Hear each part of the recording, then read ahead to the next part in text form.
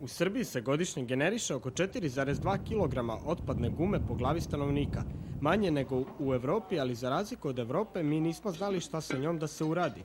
Uskoro istrošeni pneumatici neće biti ekološka glavobolja, već upotrebljiva sirovina i interesantan privredni potencijal.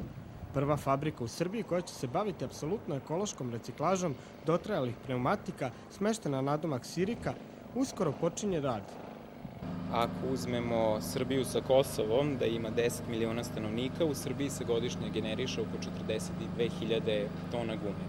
Naš kapacitet je 15.000 tona i još jednom bih želeo da napomenem da smo mi prva fabrika na teritoriji Republike Srbije koja se bavi ovakvom ekološkom vrstom reciklaže.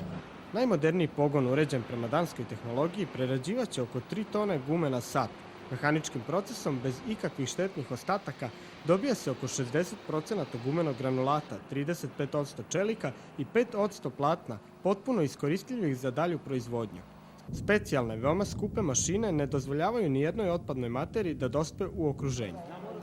Za razliku od alternativnih rešenja poput spaljivanja gume, ovaj je proces apsolutno neškodljiv za okolinu.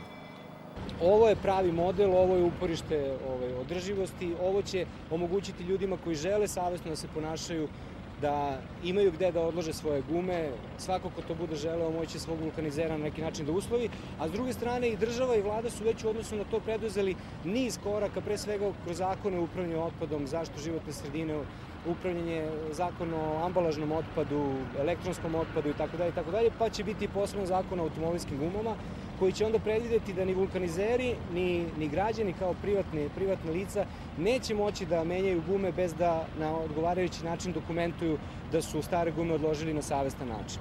Ovde je trenutno uskladišteno oko 14.000 pneumatika, otprilike trećina bačenih guma na godišnjem nivou u Srbiji. Za nekih nedelju dana pogon će biti potpuno spreman i počet će se sa njihovom reciklažom.